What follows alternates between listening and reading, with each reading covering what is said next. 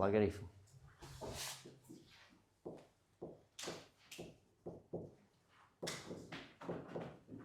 Logaritm. Hop, bugun logaritmik formulalarni qarab chiqamiz. Har birini bittalab isbotlab o'rganib chiqamiz. Birinchidan. Hop. O'zi logaritmik formulalarni keltirishdan oldin logaritmni o'rganishga nima ehtiyoj bo'lgan? Ehtiyoj quyidagicha. Logaritm ikki asosga ko'ra deylikki 2. Ikki asosga ko'ra 1 deylik. Ikki asosga ko'ra 1. Ya'ni 2 ning birinchi darajasi. 2 ning birinchi darajasi 2 ga teng. Endi 2 ni ikkinchi darajasichi 4 ga teng. Savol qo'yiladi. 2 ni qandaydir darajasi 3 ga teng bo'lishi mumkinmi, yo'qmi? Mantiqan mumkinmi, yo'qmi? 2 ni birinchi darajasi 2 bo'lsa, 2 ning ikkinchi darajasi 4 bo'lsa, demak 2 ning qandaydir darajasi 3 bo'laveradi. Bu 2 ning 1 dan katta, lekin 2 dan kichik nechinchidir darajasi. Masalan, balki 1,3 darajasidir, balki 1,7 darajasidir, bilmaymiz. Ana shu savolning yechimi x soni logaritm 2 asosga ko'ra 3 ga teng deyiladi. Mana bu tenglikdan, mana shunaqa misollardan x ni topish kerak bo'lsa, u nima bilan ifodalanir ekan? Logaritm bilan ifodalanadi. Mana ekan logaritmga ehtiyoj mana shundan paydo bo'lgan. Ya'ni 2 ning birinchi darajasi deylik 2, 2 ning ikkinchi darajasi 4. Demak 2 ning qandaydir darajasi 3 bo'lishi mumkin. O'sha daraja nechi degan savolni javobi logaritmda yotibdi. Xo'p, keyin logaritmning ta'rifini keltiraylik. Ta'rif. A darajasida x teng b. Ko'rsatkichli funksiyada. Esingizda bo'lsa, a qanday son edi? 0 dan katta, 1 dan farqli. Natijada har doim b musbat son bo'ladi deb kelishganmiz. Demak, a darajasi x teng b tenglamadan x ni topadigan bo'lsak, x ni qiymati logaritm a asosga ko'ra x ga teng. Ya'ni mana bu a darajasi x teng b tenglamani ildizi x teng x logaritm a asosga ko'ra b.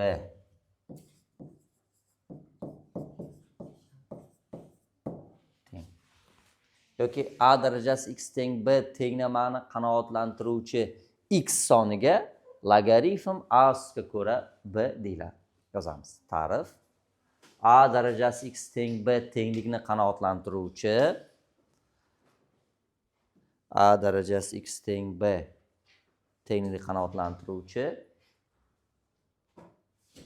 x soniga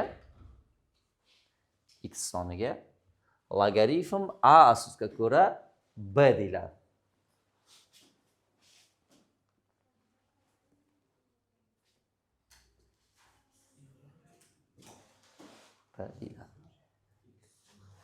X soniga logaritm a asosga ko'ra b deyiladi. Xo'p. Logaritm a asosga ko'ra b desak, mana bu a logaritmni asosi b-chi ko'rsatkich.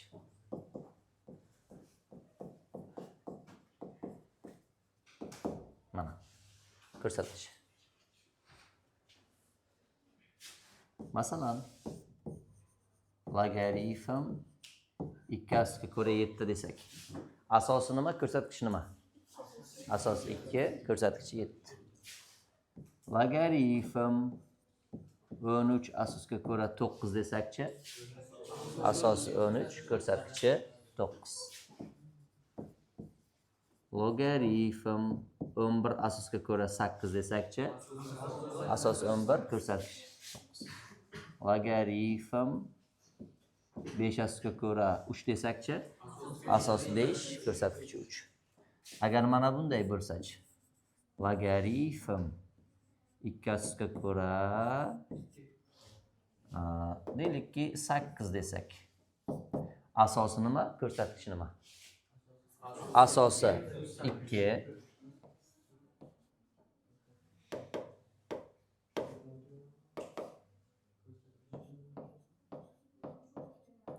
asos bu 8-chi, ko'rsatkichi to'g'rimi? Unda bu 4 nima? 4 logaritmda darajasi. Ya'ni bu degani aslida logaritm 2 asosga ko'ra 8 ni nimasi bo'ladi? 4-darajasi. Demak, bu 4 nima ekan? Logaritmda darajasi ekan. Farqlab oldinglarmi? Asos, ko'rsatkich, bu esa nima? Daraja. Daraja bilan ko'rsatkichda ikkalasini nima qilib qo'ymanglar? Aralashtirib qo'ymanglar. Ketdi. Bundan formulalar kelib chiqadi. Birinchi formulamiz asosiy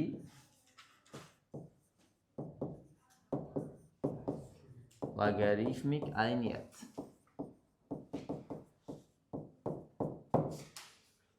Asosiy logaritmik ayniyatni keltiramiz. Qaranglar. A darajasi x teng bdan. X ni topsak nima bo'ladi dedik? Teng nimamizni logaritm a asosga ko'ra b bo'ladi dedik. Endi shu yerda mana bu x ni topilgan x ni o'rniga olib borib qo'ysam tenglikni qanoatlantirish kerakmi? Qanoatlantirish kerak. X ni olib kelib qo'yaman. Natijada a darajasida logaritm a asosga ko'ra b teng nimaga? B ga. Mana bu birinchi formulamiz. Qanaqa formula ekan? Asosiy logaritmik ayniyat. Eng muhim formulamiz. Bundan keyingi kelib chiqadigan har qanday formula mana shu asosiy logaritmik ayniyatga tayangan holda bajariladi. Xo'p, masalan, bunga doir misollar. 2 logaritm 2 asosga ko'ra 5. Nechaga teng? 5 ga teng. Mana bu 2 bilan 2 potensiallanib ketadi. Logaritmik ayniyatga ko'ra.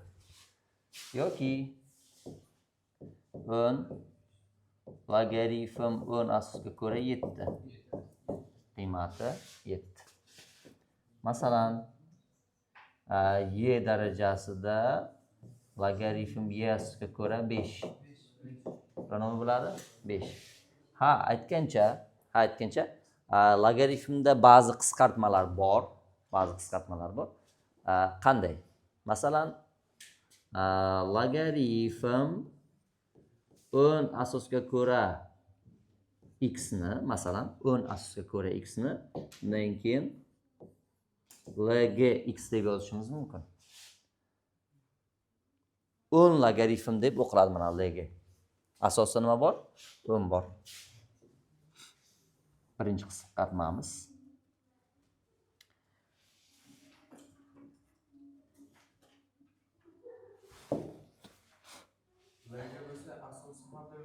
Har doim 10 bo'ladi. Lg bo'lsa asosi har doim 10 bo'ladi. Xo'p. Keyingi formulamiz. Agar logaritm y asosga ko'ra x bo'lsa, bu ln x deyiladi. Mana bu ikkinchi qisqartma. O'zi ikkitagina qisqartma bor, bo'ldi, boshqa yo'q. Bular bir-biridan yaxshigina ajratib olasizlar. Ln degani Lni asosida nima bor degan? Y. Buni biz natural logaritm deb o'qiymiz. Demak, mana bu 10 logaritm. 10li logaritm.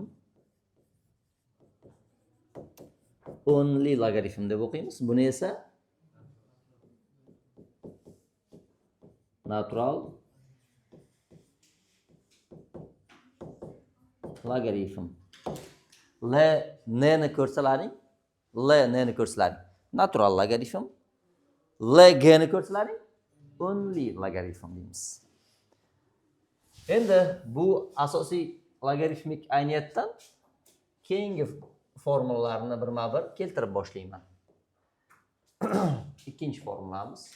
Mana jadvalimiz bor. Ikkinchi formulamiz bu yerda a asosga ko'ra 1, ya'ni logaritm a asosga ko'ra 1 nimaga teng ekan? 0 ga teng.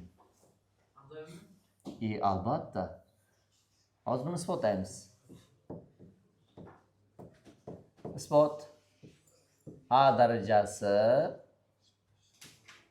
logaritm a asosga ko'ra b. Nimaga teng edi? B ga teng edi, to'g'rimi? Nima bu? Asosiy logaritm o'rnayapti. Mana shu b'larni o'rniga 1 ni qo'ysam, a logaritm a asosga ko'ra 1 teng b ni o'rniga nima kelyapti? 1. 1ni a ning 0-darajasi desam bo'ladimi? Nima qilmoqchiman? Mana alarni potensialga yuboraman. Shunda nimaga kelyapmiz? Logaritm a asosga ko'ra 1 nimaga teng ekan? 0 ga teng. Mana formula isbotlandi. Misollarda juda ko'p, eng ko'p ishlatiladigan formulalardan biri bu. Masalan, ayniqsa logaritmik tenglamalar mavzusida deyarli har bir misolda shu ishni qilamiz. Xo'p, masalan, ko'rsatkich tenglamada 1da 7ni 0-si, 5ni 0-si, 3 taqsim 2 0-si deb ketib potensiyalar edik-ku. Logaritmda mana shu formula. Masalan, logaritm 7 asosga ko'ra 1 nimaga teng? 0 ga teng. Natural logaritm 1 0 ga teng. 10 logaritm 1 0 ga teng.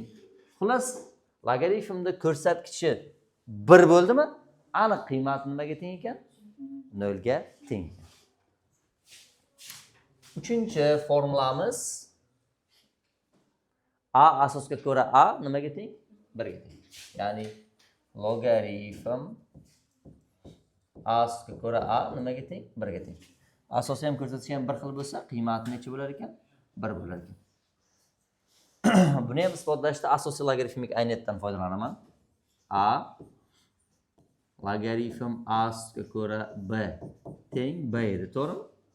Kelinglar, mana shu ayniyatdagi b'larni o'rniga a ni qo'yaman. B'larni o'rniga a ni qo'yaman. B'larni o'rniga a ni qo'ysak, a logaritm a asosga ko'ra a teng mana b ni o'rniga a. A ni nechinchi darajasi? Birinchisi. Alarni potensiyalarga borsam, logaritm a asosga ko'ra a nimaga teng? 1 ga teng. Formula isbotlandi. Masalan, logaritm 7 asosga ko'ra 7 1 ga teng. Logaritm 9 asosga ko'ra 9 1 ga teng. 10 logaritm 10 nimaga teng? 1 ga teng. Asosan ham ko'rsatish ham bir xil bo'lsa, qiymati doim nimaga teng? 1 ga teng. Mana 3 ta formula yozinglar, keyin qolganlarini ham bitta-bitta keltiramiz.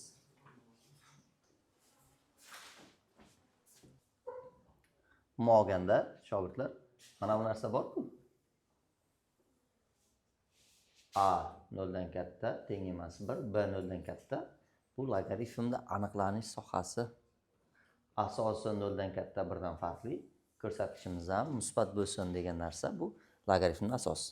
Endi hozir bir ovoz aytib qo'yay, keyinchalik yana to'xtalaman.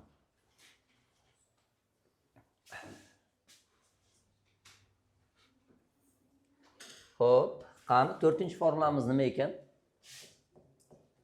Bir xil asosiy logaritmlar qo'shilsa, daraja ko'rsatkichlar nima qilinadi?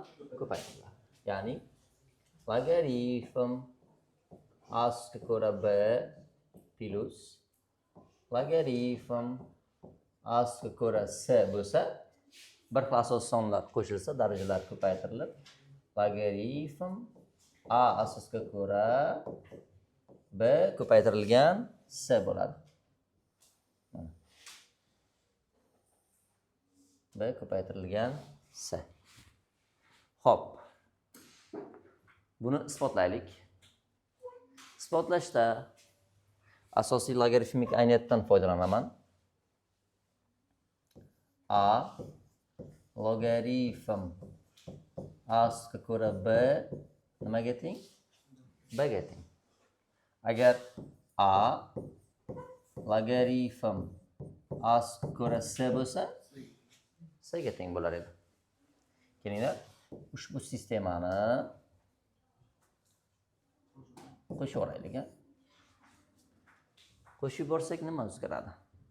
Foyda yo'q. Ko'paytiraylik.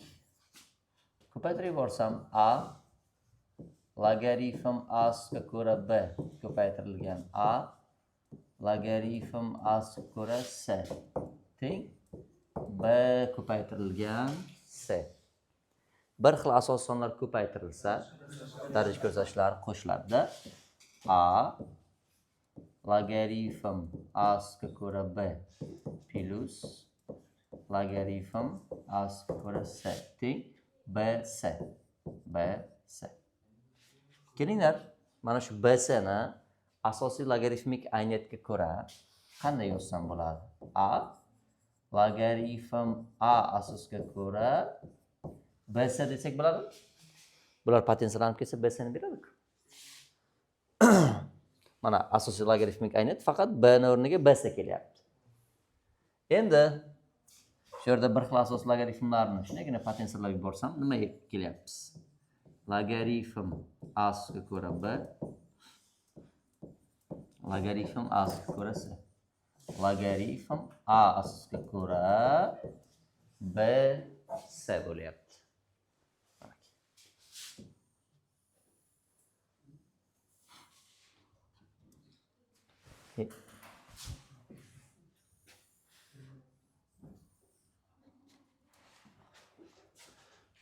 Masalan logaritm 2 ko'ra 5 plus logaritm 2 ko'ra 7 bo'lsa, bir xil asosiy sonlar ko'paytirilsa, buni logaritm 2 ko'ra 5 ko'paytirilgan 7 yoki logaritm 2 ko'ra nima desak bo'ladi? 35 desak bo'ladi. Hamma tushundimi? Yoki logaritm 7 ko'ra 5 logaritm 7 ko'ra 3 logaritm 7 ko'ra 4 bo'lsa, bir xil asosiy sonlar qo'shilsa, daraja ko'rsatkichlar ko'paytiriladi.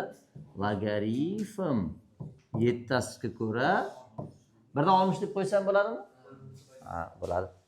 Yoki aksincha logaritm 5 asosga ko'ra 15 bo'lsa, 5 asosga ko'ra 15 bo'lsa, buni logaritm 5 asosga ko'ra 5 ko'paytirilgan 3 desam, logaritm 5 asosga ko'ra 5 plus logaritm 5 asosga ko'ra 3 deb maydalasak bo'ladi. Logaritm 5 asosga ko'ra 5 keyinchalik nimaga teng bo'ladi? 1 ga teng bo'ladi. 5 asosga ko'ra 3 qoladi. 1 plus logaritm 5 asosga ko'ra 3 ekan. Xullas bir xil asosiy logaritmlar qo'shilsa, daraja ko'rsatkichlar nima qilinishi kerak? Ko'paytirilishi kerak. 5-formula 5. Bir xil asosiy logaritmlar ayrilsa-chi? Bo'linadi. Logaritm asga ko'ra s. Bu logaritm asga ko'ra b taqsim s bo'linadi.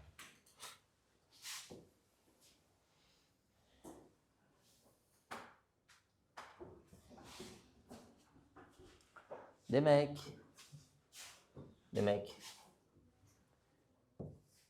A logaritm A asosga ko'ra B teng B.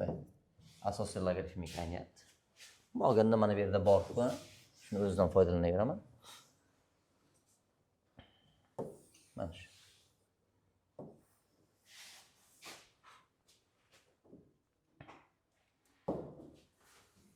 Hop. Nima qilay? Bo'lib yuboray-a? Bo'lib yuborsam A logaritm Asga ko'ra B taqsim A logaritm Asga ko'ra C. B taqsim C. Bir xil asosiy sonlar bo'linsa, daraja ko'rsatkichlar ayriladi. Shunda A logaritm Asga ko'ra B minus daraja ko'rsatkichlar ayrilyapti. Minus logaritm Asga ko'ra C teng nima bo'lyapti? B taqsim C bo'lyapti. B taqsim C ni A logaritm Asga ko'ra B taqsim C deb mana alar potensiallarga yuborsak, logaritm Asga ko'ra B minus logaritm Asga ko'ra C teng logaritm A asosga ko'ra nima bo'lyapti? B taqsim C bo'lyapti. Mana bir xil asosiy logaritmlar ayrilsa, daraja ko'rsatkichlari bo'linadi. Masalan, logaritm 3 asosga ko'ra 15 minus logaritm 3 asosga ko'ra 3 bo'lsa, bir xil asosiy logaritmlar ayrilyapti.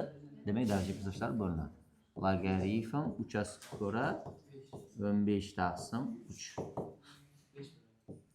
Mana buni 5 deyin yoki 5.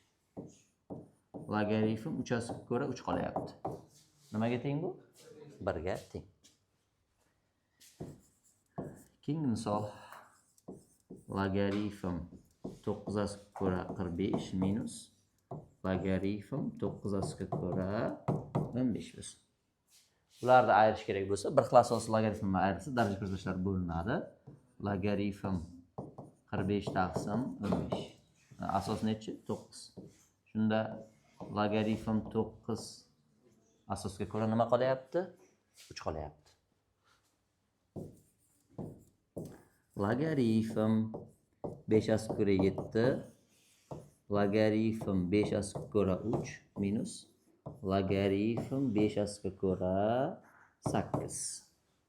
Nima bo'ladi bu?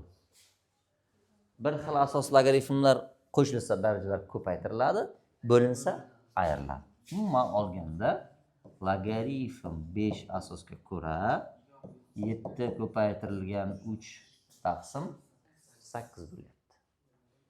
21 taqsim 8. Logaritm 5 asosga ko'ra 21 taqsim 8 bo'lyapti. Tushunarlimi? Savollar yozib olamiz.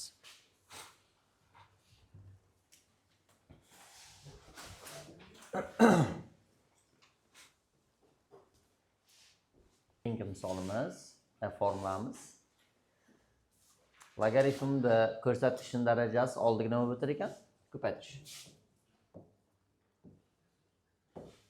Logaritm Asga ko'ra B ni n-inchisi bo'lsa, n logaritm Asga ko'ra B.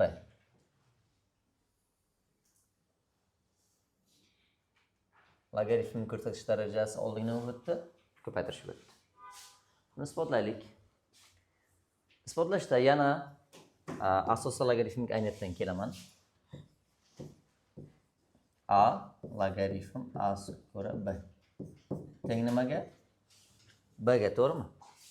Kelinglar, teningda shu turishcha B n-inchi darajaga oshirib yuboraman. A logaritm Asga ko'ra B ni n-inchisi teng B ning n-inchisi.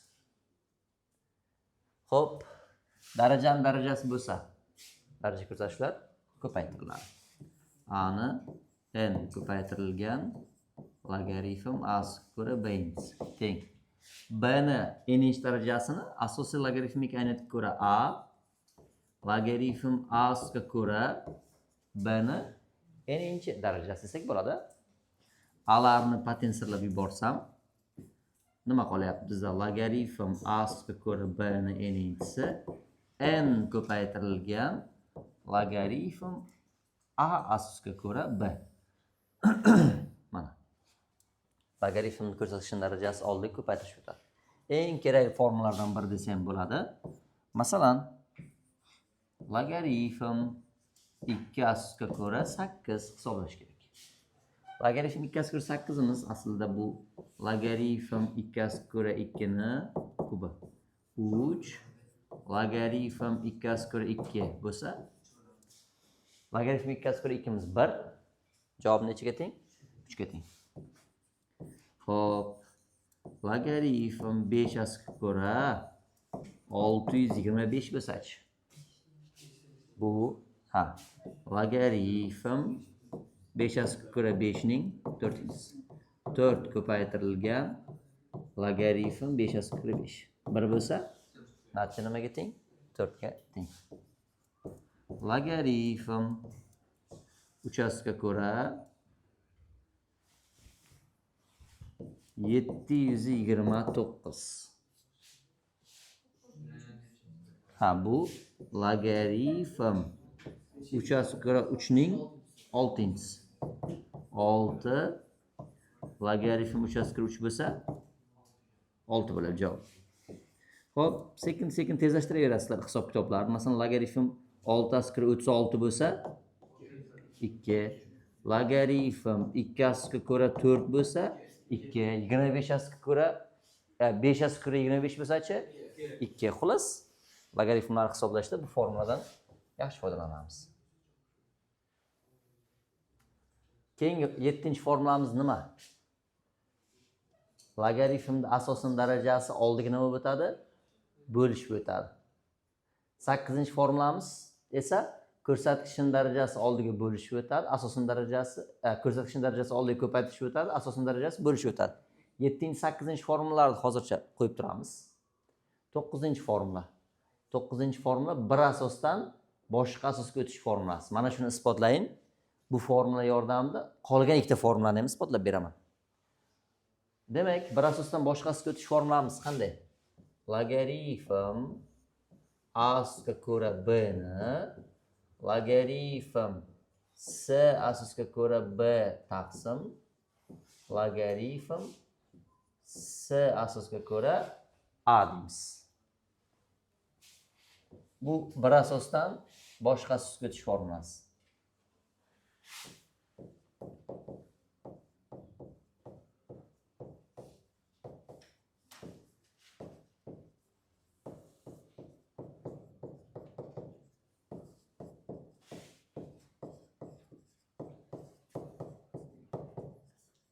Ya'ni hozir asosi nima edi? A edi. Endi nimaga aylanib qoldi? S ga aylanib qoldi. Mana. Xo'p, bu formulani isbotlaylik. Xo'p. Isbotlashda bunday qilamiz. Yana asosiy logaritmik ayniyat a logaritm a asosiga ko'ra b teng b da. Keyin tenglik ikkala qismini ham s asosiga ko'ra logaritmga yuboraman.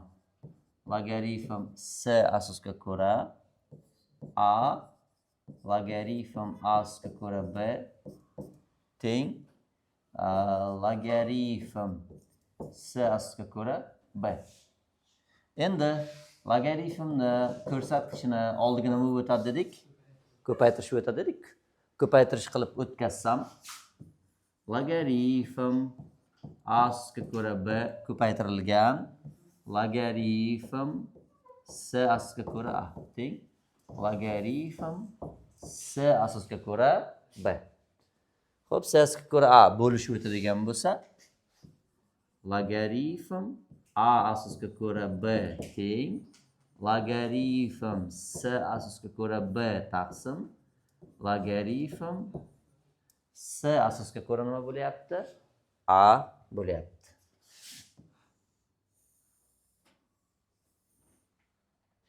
Logaritm s asosiga ko'ra b taqsim S-ga ko'ra A.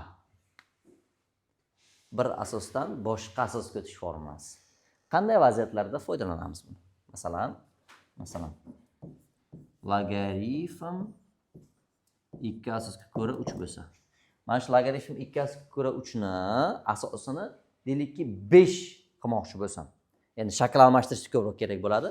5 asosini 5 ga aylantirmoqchi bo'lsam, logaritm 5 asosga ko'ra 3 logaritm 5 asosga ko'ra 2. Ko'rsatkichning darajasi suratga, asosning darajasi esa mahrajda 5 asosli logaritmga aylanib qoladi.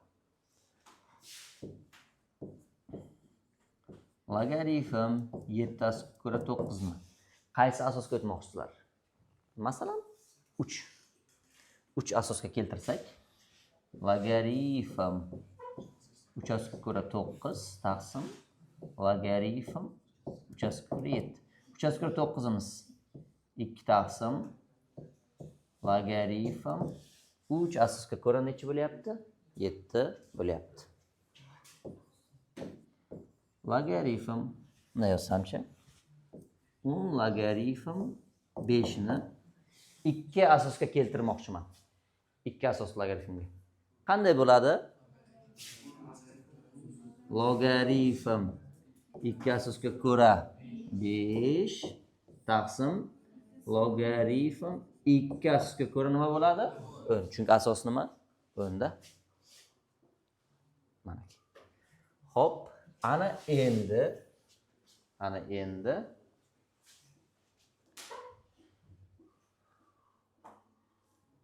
keyingi formulamiz.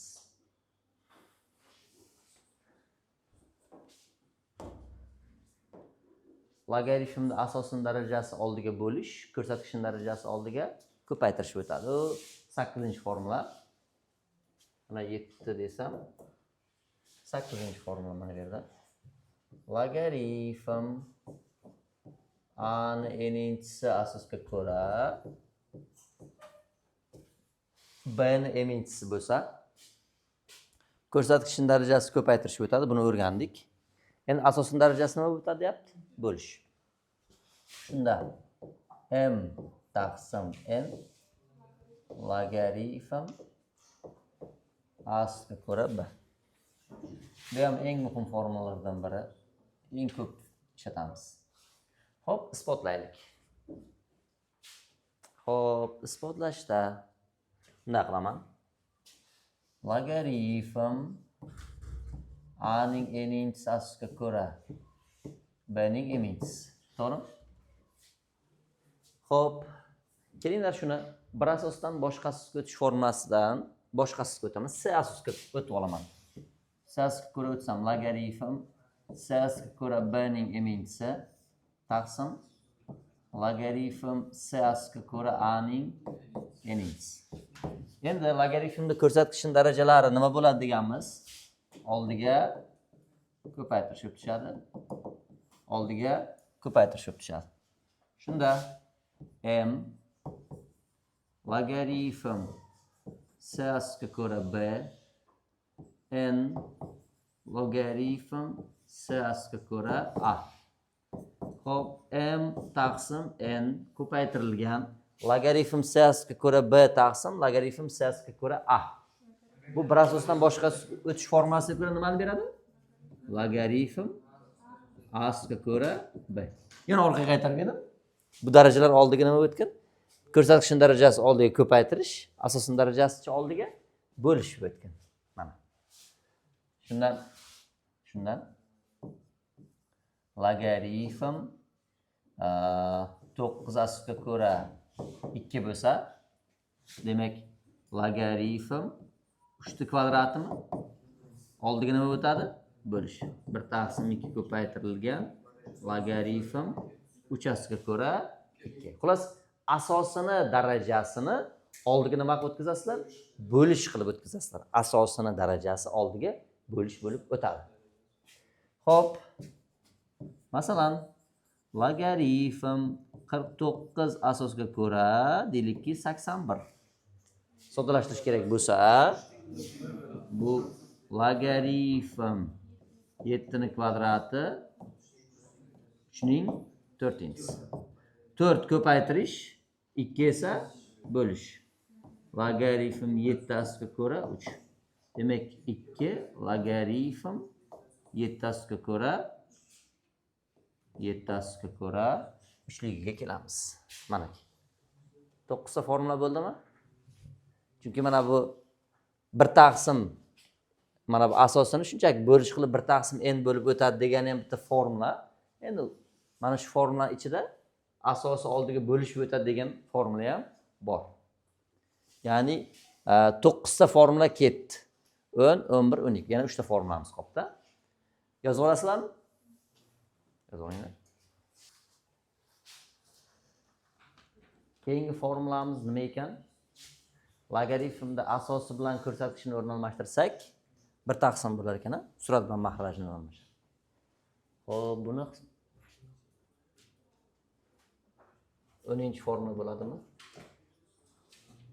Asos bilan ko'rsatish joyini almashtirish. Ha. Qaranglar. Mana logaritm asga ko'ra b 1 taqsim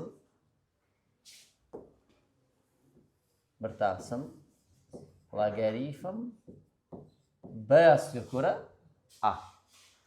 Logaritmni asos bilan ko'rsatkichni o'rnashtirsak, surat bilan mahrajni o'rnashtiramiz.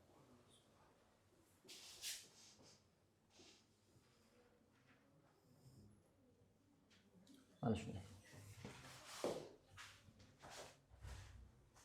Isbotlaylik.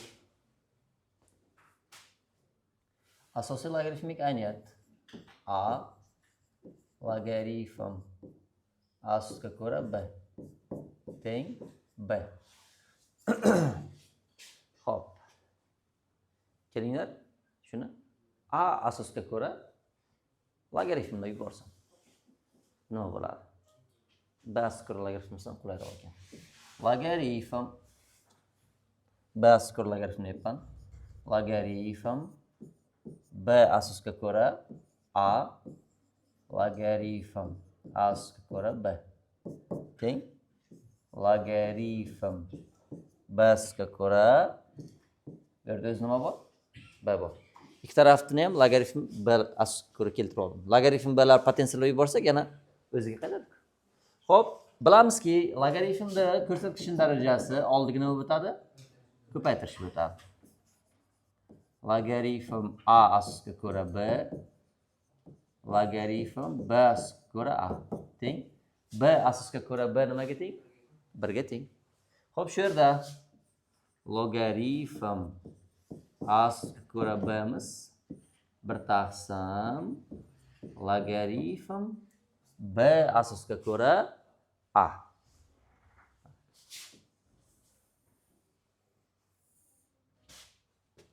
Juda bundan ham ko'p foydalanaman.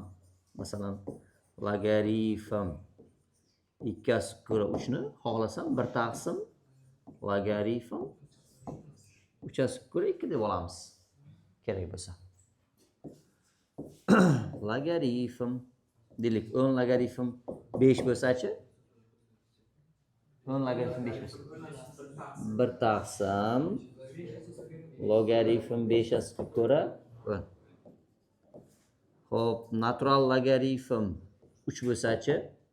1 taqsim logaritm 3 asga ko'ra y mi? Natural logaritm degani asosida y bor degani-ku, to'g'rimi? Asos bilan ko'rsatkichni o'rni almashdi. Xo'p, 11-formulamiz. 11-formula. Bu qanday formula bo'lyapti? A, demak, logaritm asga ko'ra b logaritm s asosga ko'ra d. Mana. Logaritmlar ko'paytirilsa, ularni ko'rsatkichlarini o'rnini almashtirishimiz mumkin. Logaritmlar ko'paytirilsa, ko'rsatkichlar o'rni. Ya'ni logaritm asga ko'ra d logaritm s asga ko'ra b deb. Ana kerak.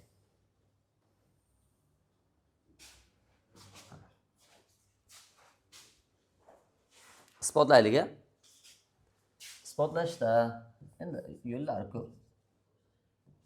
Logaritm a(ga ko'ra b, logaritm s(ga ko'ra d. Xo'p. Bir asosdan boshqasiga o'tish formulasiga ko'ra boshqasiga o'taman. Masalan, x asosga keltirsam. Surati logaritm x asosga ko'ra b taqsim logaritm x asosga ko'ra a ko'paytirilgan logaritm x asosga ko'ra d taqsim logaritm x asosga ko'ra s. Endi logaritm ko'paytma bo'lsa, ko'paytuvchilarni o'rin almashgan bilan qiymat o'zgarmaydi. Ko'paytuvchilar o'rin almashtiradi. Suratga ma'nosi ko'paytiriladi. Ya'ni logaritm x asosga ko'ra d taqsim logaritm x asosga ko'ra a. Logaritm x asosga ko'ra b bo'lib qoldim. Mahrajda logaritm x asosga ko'ra s. Logaritm x asosga ko'ra d taqsim x asosga ko'ra a ni bir asosdan boshqasiga o'tish formulasiga ko'ra yozadigan bo'lsam, logaritm a asosga ko'ra d. Buchi logaritm s asosga ko'ra b bo'lyapti. Ya'ni logaritmlar ko'paytirilsa, ko'rsatkichlarning o'rnini nima qilsak bo'lar ekan? Almashtirsak bo'ladi degan. Masalan, logaritm 3 ga ko'ra 2 ko'paytirilgan logaritm deylikki 4 asosga ko'ra 9 bo'lsa. Hisoblash kerak. Qanaqa qilamiz? Ko'paytirilsa, shunday joylarni almashtirib qo'yaman. Logaritm 3 asosga ko'ra 9, logaritm 4 asosga ko'ra 2 teng logaritm 3 asosga ko'ra 3 ning kvadrati logaritm 2 ning kvadrati asosga ko'ra 2. Logaritmni ko'rsatkichning darajasi oldiga ko'paytirish, asosning darajasi esa bo'lishib o'tadi. Demak, 2 ko'paytirilgan logaritm 3 asosga ko'ra 3. Bu 2 bo'lishib o'tsa, 1 taqsim 2 logaritm 2 asosga ko'ra 2. 2 asosga ko'ra 2 miz 1, 3 asosga ko'ra 3 miz 1. 2 ni 1 taqsim 2 ko'paytirsak, yana nima bo'ladi? 1 bo'lyapti. Mana shunday. Ko'rsatkich bilan asosni o'rnini almashtirishimiz mumkin. Endi 12-oxirgi formulamiz. A logaritm b asosga ko'ra s ni a bilan s ni o'rnini nima qilishimiz mumkin? Almashtirishimiz mumkin. Shunda s logaritm b asosga ko'ra nima bo'ladi? A bo'ladi. B asosga ko'ra a bo'ladi. Xo'p. Qanday isbotlasam ekan? Buni isbotlashda shu turishcha ikkalasini ham yo asosga ko'ra yo b asosga ko'ra logaritmni yuboraman.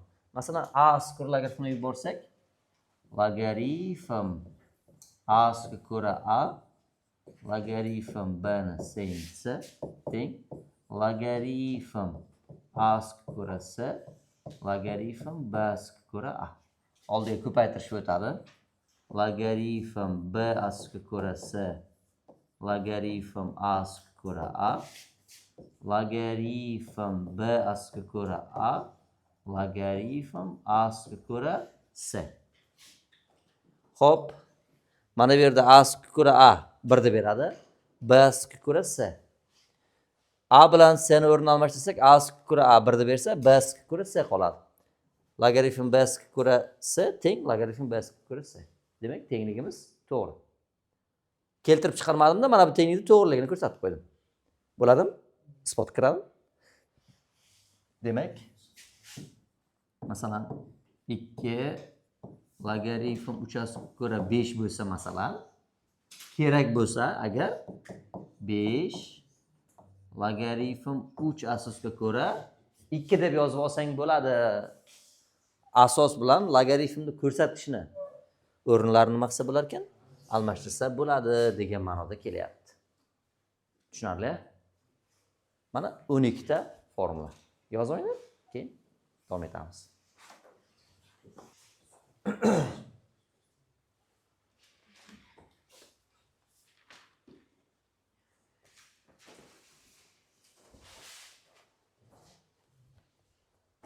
Logaritmik funksiya va uning xosilari.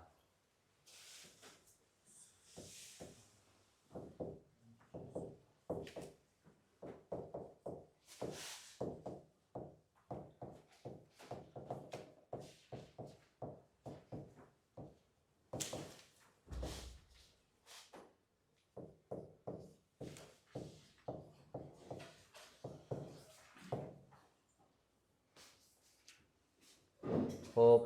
Ha. Hali o'zbirmadilaring?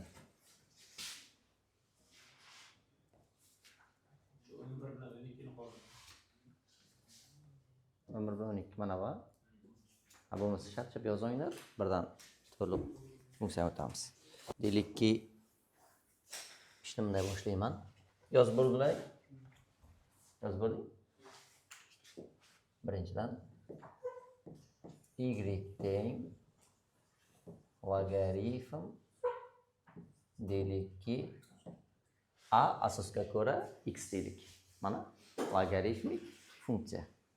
Xo'p, ushbu funksiyada logaritmning aniqlanish sohasi bu asosi 0 dan katta 1 dan farqli, ko'rsatishi ham nima bo'lishi kerak? 0 dan katta. Xullas, asosda ham ko'rsatishi ham 0 dan katta deysizlar. Logaritmning asosi hech qachon nima bo'la olmaydi? 1 bo'la olmaydi. Xo'p, bu nimaga asoslanib aniqlanish sohasini keltiryapmiz desak, orqaga qaytaramiz. Tarixni varaqlaymiz. Darsimizni boshida bir fikrda aytib o'tgandim, eslaringda bo'lsa. Nima edi? Ha, mana aylanaga olib qo'ygan ekanman. A darajasi x teng b da a 0 dan katta bo'lishga buni o'tgan darsda isbotlagan edik. A 0 dan kichik bo'lganda nuqtalar har xil joylarga bo'lib grafik chizilmay qoldi, funksiya bo'lmay qolgan edi. Keyin 1 bo'lganda u to'g'ri chiziq bo'lib qoladi. Shuning uchun 1 ham bo'la olmaydi. B esa 0 dan katta son har qanday darajasi musbat bo'ladi. Mana shunga asoslanib logaritm asosiga ko'ra b ni aniqlanish sohasi asosi 0 dan katta 1 dan farqli, ko'rsatkichni ham nima deymiz? 0 dan katta deymiz. Demak, tushunarli aniqlanish sohasi qayerdan kelgan? Endi shu paytgacha biz nechta funksiya aniqlanish sohasini bilar edik? Kasr mahraj teng emas 0 der edik.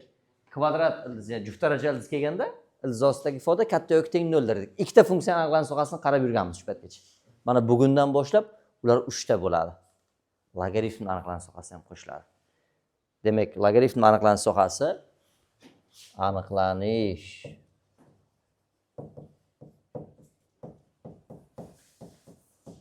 sohasi asosi 0 dan katta 1 dan farqli. Ko'rsatkichi ham nima bo'lishi kerak? 0 dan katta. Mana. Birinchi formulamiz. Masalan, y teng logaritm 2 asosga ko'ra 5 minus x bo'lsa. Aniqlanish sohasini toping desa, nima deymiz? 5 minus x katta 0 deymiz. Chunki asos 2 0 dan katta 1 dan farqli. Y teng logaritm x asosga ko'ra 3 bo'lsa.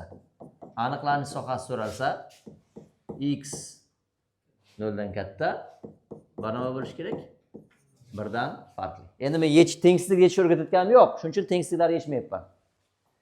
Yoki y teng logaritm x asosga ko'ra 5 minus x bo'lsa-chi? Aniqlanish sohasi 5 minus x katta 0, x katta 0, x teng emas 1.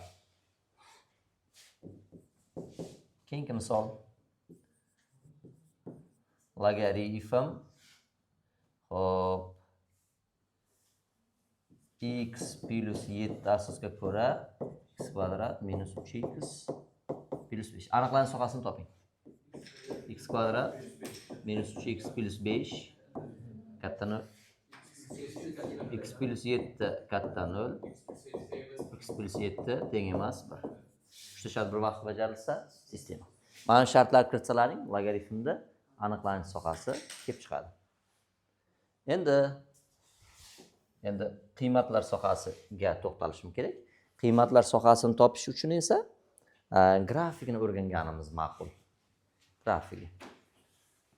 Xo'p, ikkinchidan y teng logaritm 2 asosga ko'ra x ni grafigini chizmoqchiman.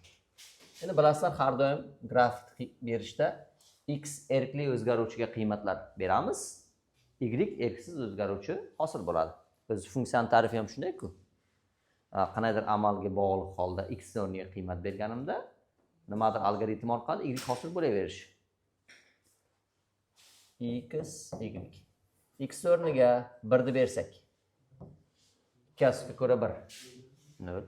O'rgandik-ku ikkinchi formula. 2 bersam 1, 2 asosga ko'ra 2, 1. 4 ni bersak, 8 ni bersak 3. Demak, funksiyaning grafigi manfiy sonlar qo'yish mumkin emas. 1da 0, 1da 0, 2da 1, 4da 2. 1 taqsim 2dachi? 1 taqsim 2da minus 1 mi? Minus 1. Bu nuqtalarni tutashtirsam, mana shu ko'rinishda grafik. Y teng logaritm 2 asosga ko'ra x funksiyani grafigi.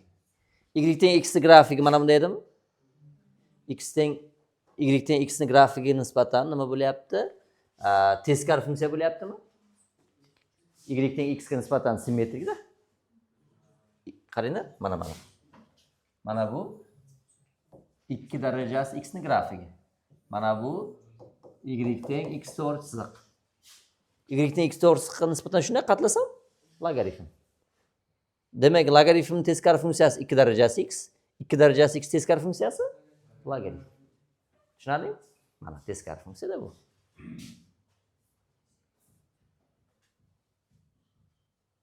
Demak, logaritmni aniqlanish sohasi mana bu 2 darajasi x ni qiymatlar sohasiga bog'lasa bo'ladi-da. Chunki aytganmiz, teskari funksiya aniqlanish sohasi berilgan funksiyaning qiymatlar sohasi, berilgan funksiyani aniqlanish sohasi teskari funksiyaning qiymatlar sohasi. Xullas, mana shu ko'rinishda x'imiz manfiy bo'la olmaydi, qiymatlari bu yog'i cheksizlikka qarab ketadi, bu yog'i minus cheksizlikka qarab ketadi. Shunda qiymatlar sohasi haqida qanday fikrdasizlar? Minus cheksizlikdan cheksizlikkacha qiymatlarni qabul qilaveradi, x ga bog'liq. Uchinchidan y teng logaritm 1 taqsim 2 asosga ko'ra x bo'lsa-chi? Grafik.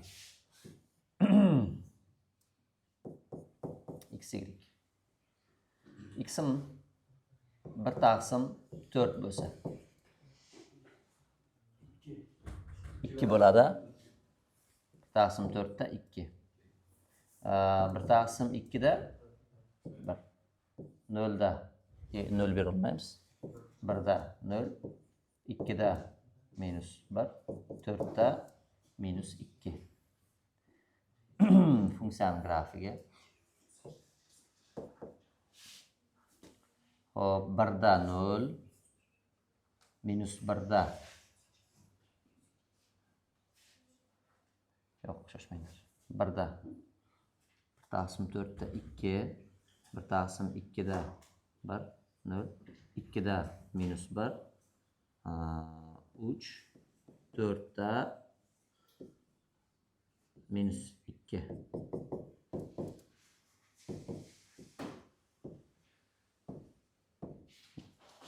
Bularni tutashtirsak, y teng logaritm 1 taqsim 2 asosga ko'ra x ni grafigi hosil bo'lyapti. Xo'p, bundan grafik haqida qanday fikrlarni bildira olamiz?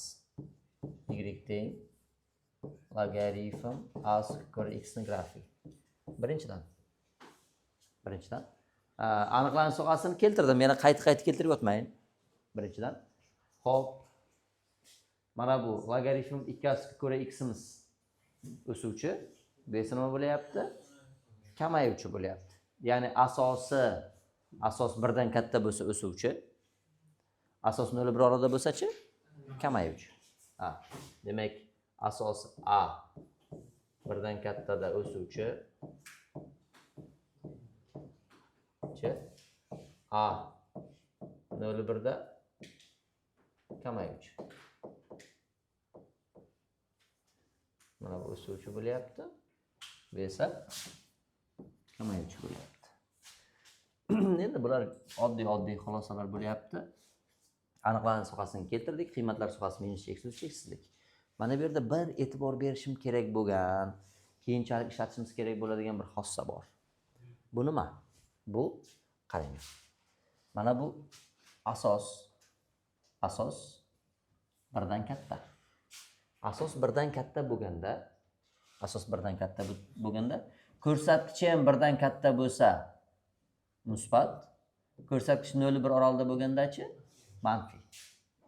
Bu yerda asos 0,1 oralida bo'lganda, ko'rsatkichi ham 0,1 oralida bo'lsa musbat, ko'rsatkich birdan katta bo'lsa nima bo'lyapti? Manfiy bo'lyapti. Bundan qanday xulosa? Logaritmning asosi bir xil oraliqlarda bo'lsa musbat, har xil oraliqlarda bo'lsa asos bilan ko'rsatkich manfiy. Ya'ni mana bunday xulosa keltiraman. Logaritm a ko'ra x agar a birdan katta, x ham birdan katta yoki a 0,1 x ham 0,1 oralida bo'lsa, qiymat doim nima bo'ladi? Musbat bo'ladi. Mana. Asos birdan katta bo'lsa, birdan katta qiymatlar, ko'rsatkichni ham birdan katta qiymatlarini qo'yganimda musbat. Ko'rsatkich 0,1 oralida bo'lsa manfiy. Ikkinchidan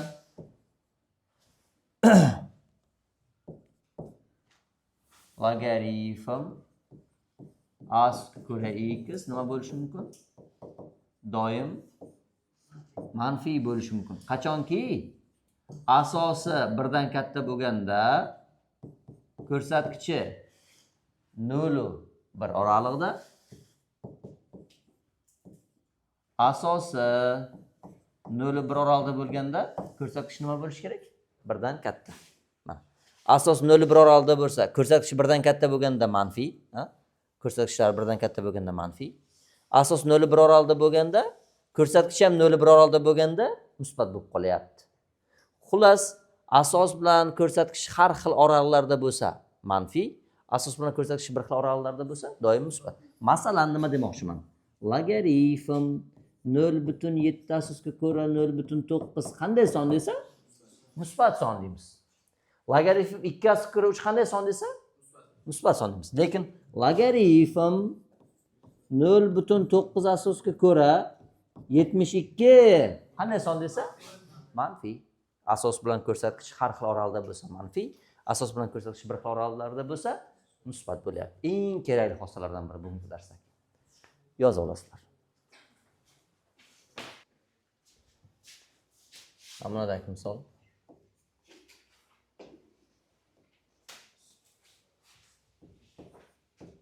Y teng logaritm x kvadrat asosga ko'ra 4 minus x. Funksiyani aniqlanish sohasini toping debdi. Aniqlanish sohasini topishimiz kerak. Aniqlanish sohasi. Xo'p, biz aytdikki, logaritmning aniqlanish sohasi. Asosdan boshlaymiz. Asosi 0 dan katta, 1 dan farqli. Ya'ni x kvadrat katta 0, x kvadrat teng emas 1. Ko'rsatkichi ham nima bo'lishi kerak? 0 dan katta. Endi bu shartlarni bajaryapsizlar. Birinchi tengsizlik yechimi minus cheksizlikdan 0 gacha, 0 dan cheksizlikgacha. Xullas, 0 dan boshqa har qanday qiymati musbat bo'ladi kvadrat. Bunda esa x teng emas, plus minus 1. Bunda esa x kichik nechidan? 4 dan. Barcha shartlarni qanoatlantiruvchi umumiy oralig'imiz qanday bo'lyapti? Minus cheksizlikdan minus 1 gacha. minus 1dan 0gacha, 0dan 1gacha va 1dan nimagacha desa bo'ladi? 4gacha esa bo'ladi. Mana aniqlanish sohasini topdik. Yoki endi birinchi, ikkinchi, uchinchi, to'rtinchi misollar hammasi aniqlanish sohasi. Xuddi shunday. 5-misolda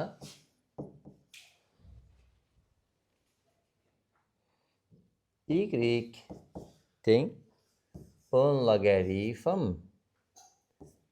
n x kvadrat minus 5x plus 1. Funksiyani aniqlanish sohasi minus cheksizlikdan 1/4 gacha va 1dan nimagacha bo'lishi kerak? Cheksizlikgacha oralig'ida bo'ladi debdi. Ya'ni n parametrda qanday qiymatida aniqlanish sohasi mana bu oralig'ida debdi. Yo'q, bunday qilaylik. Aniqlanish sohasini topaylik. Aniqlanish sohasi asosi 10 bu 1dan farqli, 0dan katta. Aniqlangan. Demak, aniqlanish uchun faqat nima bo'lishi kerak? Ko'rsatkich 0dan katta. n x kvadrat minus 5x plus 1 katta 0. Xo'p, bu tengsizlikni yechimi minus cheksizlikdan 1/4 gacha 1dan cheksizlikgacha deganda, to'g'rimi? Chunki aytayapti, aniqlanish sohasi mana bu oralig'ida deb. Demak, agar buni 0dan katta desam, mana bu oralig'dagi yechimdan chiqadi. Xo'p, ifoda 0dan katta bo'lsa, ya'ni 0dan katta qiymatlarini to'g'ri topish uchun nima qilaman? 0 bilan taqqosiz 0 ga teng qiymatlarini topamiz. n x kvadrat minus 5x plus 1 teng. Bundan demak n teng 1/4. N teng necha bo'ladi? 1. Tengsizlikning yechimi tengsizlik. Teng nima yechimi? Qiymatlar. Xo'p, n ni olib kelib o'rniga olib qo'yaman. N teng 1 bo'lganda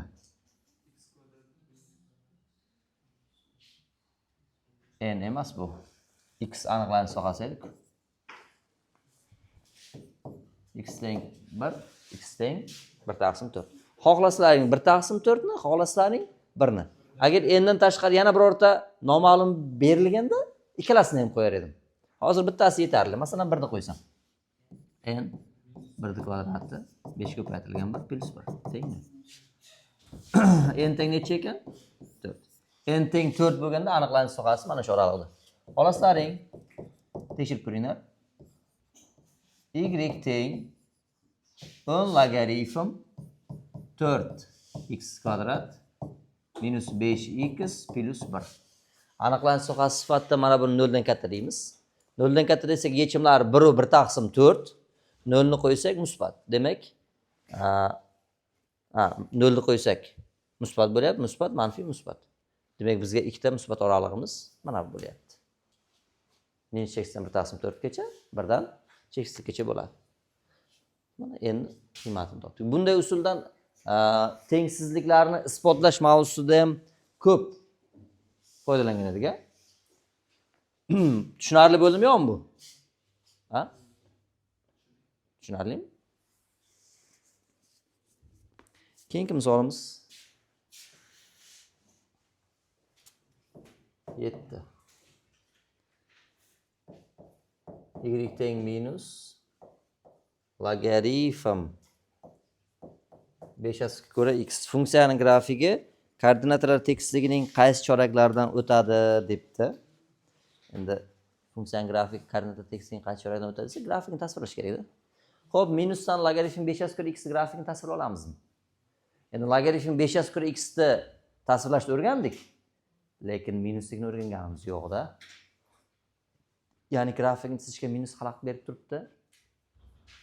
Qutulsam bo'ladimi? Qanaqa? Bu minus asosiga o'tadigan bo'lsa, logaritm 5 ni minus 1-si x desak bo'ladimi? Baribir asosini darajasi oldiga bo'lishib o'tsa, o'ziga qaytib qoladi. Bu 5 ni minus 1-si degan nima degani? Logaritm 5 ko'ra x. asos 0 bir oralida bo'lsa, demak funksiya kamayuvchi. Qaysi choralardan o'tadi? Birinchi hamda to'rtinchi chorak. Yana ham aniqlik kiritish maqsadida grafikni chizib beraman. X y. 1 taqsim 25 ni qo'ysam 2. 1 taqsim 5 da 1. 1 da 0. 5 da minus 1. 25 dachi minus 2.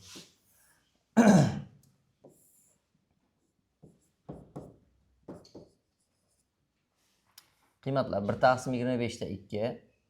1 taqsim 5 da 1. 1 da 0. 5 da minus 1. 25 da minus 2. Grafiki mana shu ko'rinishda. O y o'qini kesib o'tolmaydi hech qachon. O y o'qini kesib o'tish uchun x o'rniga 0 va manfiy sonlar qo'yish kerak. Aniqlanish sohasini 0 yoki manfiy sonlar nima qilmaydi? Qanoatlantirmaydi. Shunda grafiki birinchi va nechinchi choraklardan o'tyapti? To'rtinchi choraklardan o'tyapti. Xo'p.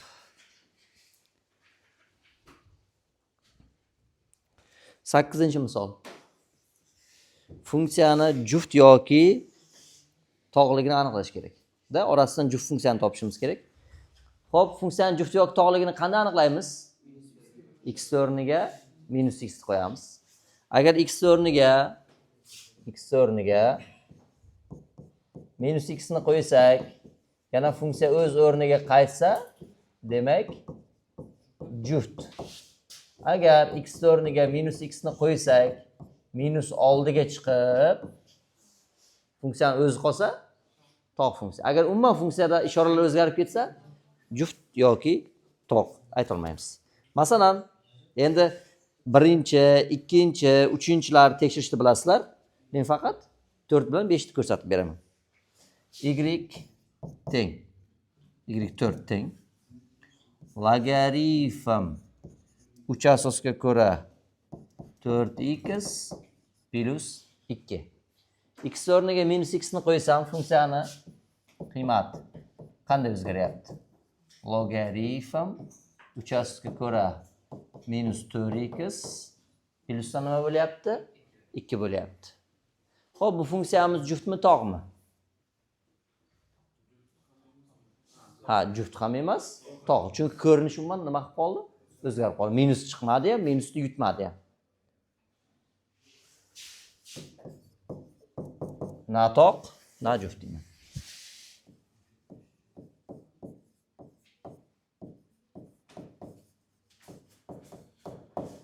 Tog' ham emas, juft ham emas. Y5 x kvadrat plus natural logaritm x. Tekshiramiz.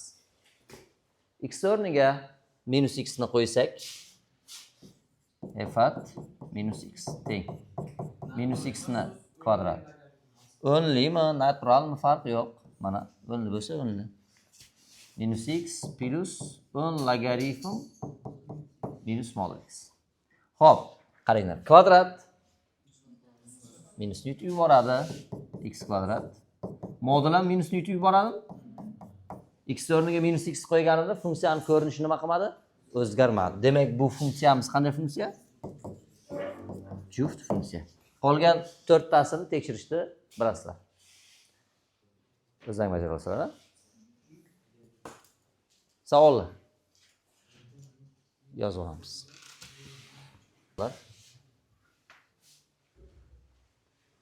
Aytgancha mana bu qolgan funksiyalarni tekshirib chiqmadilaring?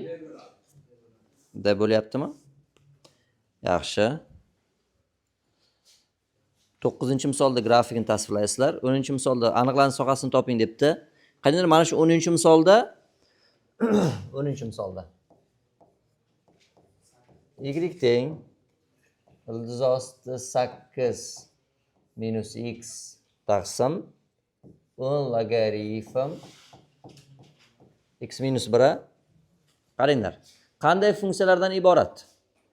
Suratda kvadrat ildiz, keyin kasr, keyin logaritm.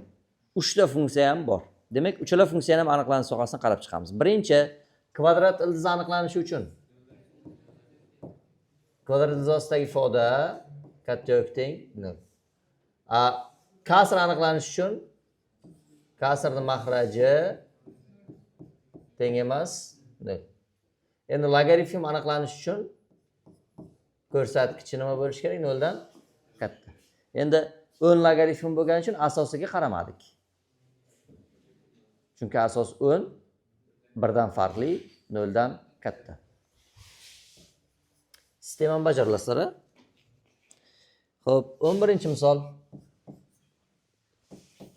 Y teng 1 taqsim 10 logaritm 1 minus x plus ildizosida x plus 2.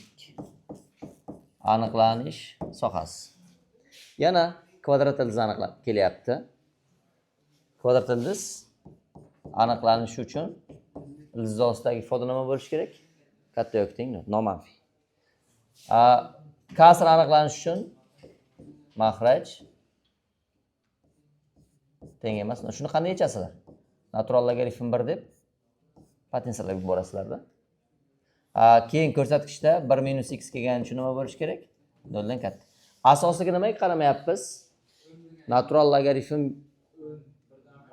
10 natural logaritm y 3/100 dan 71. 2/171. 2/171 birdan farqli 0 dan katta. Shuning uchun qaramaymiz. Aniqlangan doim. Keyingi misolimiz 16. 16. Xo'p, logaritm 3 asosga ko'ra x kvadrat 6x plus 36 ni eng kichik qiymatini toping debdi. Endi eng kichik qiymatini emas, umuman olganda qiymatlar sohasini topib beraylik. Uning ichida eng kichigi ham bo'laveradi, eng kattasi ham bo'laveradi. Qiymatlar sohasini topishga harakat qilaylik. Xo'p, qiymatlar sohasini topish uchun x kvadrat minus 6x plus 36 ni qiymatlari kerak avval. Buning uchun to'la kvadratga ajratib olaman. Logaritm 3 asosga ko'ra x kvadrat 6x plus 9 plusdan 27 teng. Logaritm 3 asosga ko'ra x minus 3 ning kvadrati plus 27. X minus 3 ning kvadratini qiymatlar sohasi qaysi oraliqda? 0 dan cheksizlikkacha.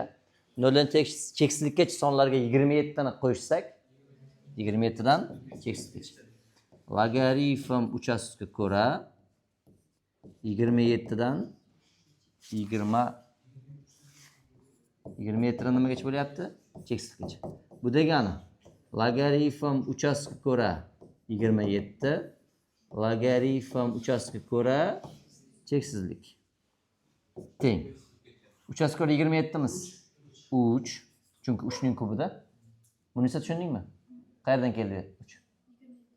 3 ning kubi oldi ko'paytirish o'tab 3 asosga ko'ra 3 miz 1. Cheksiz darajasi cheksiz bo'lib ketaveradi. Shunda qiymatlar sohasi 3 dan cheksizlikkacha. Eng kichik qiymati 3, eng katta qiymatichi cheksiz bo'lyapti.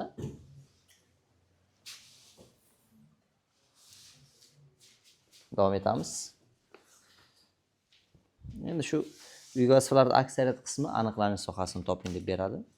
20 gacha uyga bo'lsa 21. Xo'p, sonlarni taqqoslang debdi. Sonlarni taqqoslang debdi. Taqqoslab qo'yaylik. 21 qiziq misol. A teng logaritm 1 taqsim nechi bu? 1 taqsim 6 mi? 1 taqsim 6 asiga ko'ra 4. Keyin B teng logaritm nechi shu? 1 taqsim 2 mi? 1 taqsim 5 asiga ko'ra nechi? 6 mi? S teng logaritm 1/5 ko'ra 4. Mana. Taqqoslang debdi. Endi odatda logaritmlarni taqqoslashni bunday qilar edik. Logaritm masalan 2/7 bilan logaritm 2/9 taqqoslansa, asoslar bir xil, birdan katta. Grafik o'suvchi. Demak, asos birdan katta bo'lgan logaritm darajasi ortgan sari qiymati ham nima qilib boradi? Ortib boradi deb buni katta der edik. Logaritm 1/2 asosga ko'ra 5 bilan logaritm 1/2 asosga ko'ra 3 ni taqqoslasak esa, asos 0-1 oralida bo'lsa, grafigi kamayuvchi dedik. Kamayuvchi degani x kattalashgan sari qiymat kichrayib boradi. Shunda qaysi bir katta bo'ladi? 3 katta bo'ladi. Demak, asosiga e'tiborli bo'lishimiz kerak. Yozamiz. Birdan katta asos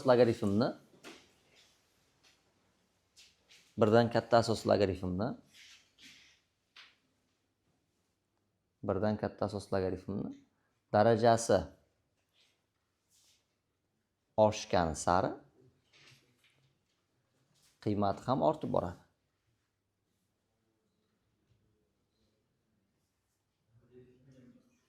Qiymati ham ortib boradi. 0-1 asosli logaritmning esa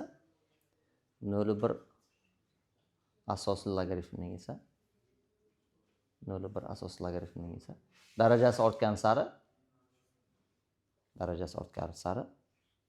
qiymati kamayadi.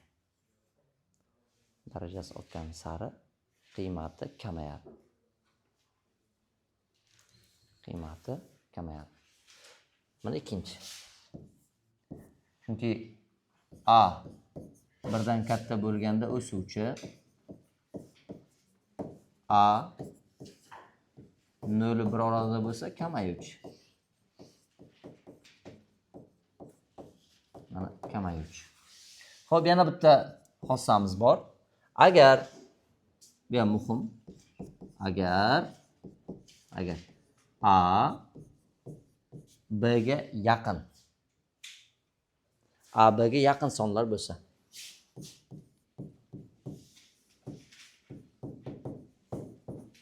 A yaqin B ga bo'lsa, logaritm A-ga ko'ra B ni qiymati B taqsim A ga yaqin qiymatni qabul qilishi mumkin. Endi taxminan deylik, taqriban mana shu atrofda bo'ladi. Masalan, bir-biriga yaqin sonlar. Logaritm deylik 2/3 ko'ra 3 bo'lsa. Logaritm 2/3 ko'ra 2 necha edi? 1. 2/3 ko'ra 4chi? 2. Demak 2/3 ko'ra 3imiz taxminan 3/2. Nima desa bo'ladi? 1,5 desa bo'ladi. Lekin logaritm 2/3 ko'ra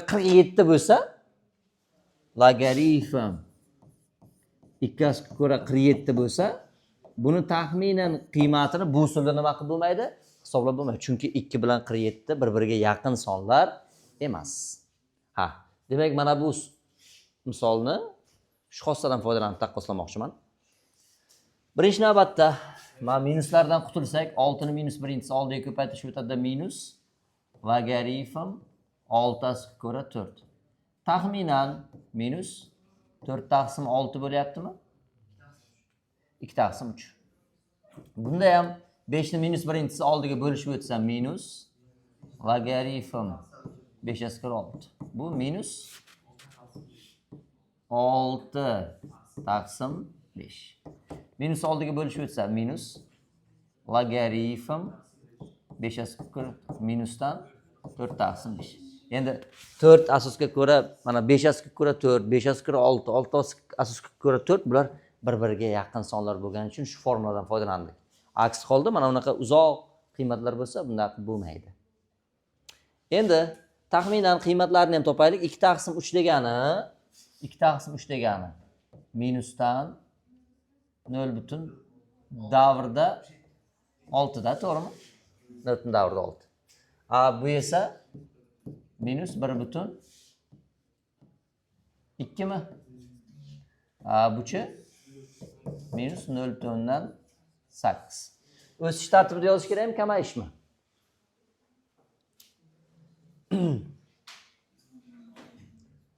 Javoblar mayli, javoblar o'sish tartibida berilganmi, kamayish? O'sishmi? Eng kichigi B, undan kattarog'i C, eng kattasi A. Mana sonlarni taqqoslab qo'ydik. Bir-biriga yaqin qiymatlar bo'lsa, mana shu usulda taqqoslashlaring mumkin. Faqat bitta holda bir-biriga yaqin bo'lsa. Asos bilan ko'rsatkichning oralig'i uzoqlashib ketaversa, bo'lmaydi. Asos bilan oralig'i qiymat uzoqlashib ketganda, mana bunda taxminan qiymat qanday hisoblanadi unda desa, endi taxminan 2 asosga ko'ra 32 5, 2 asosga ko'ra 64 6. Demak, 5 6 oralig'idagi son. Endi 5 6 oralig'idagi sondan aniq qiymatini ayta olmaymiz, lekin taxminan 5 6 oralig'idagi son deyishimiz mumkin. Balki 5,1dir, balki 5,9dir, bilmayman, lekin 5 dan kattaligi aniq, 6 dan kichikligi ham aniq. Qolgan hollarda mana shunaqa taxminiy qiymatlarga tayanasizlar. Yozib olinglar.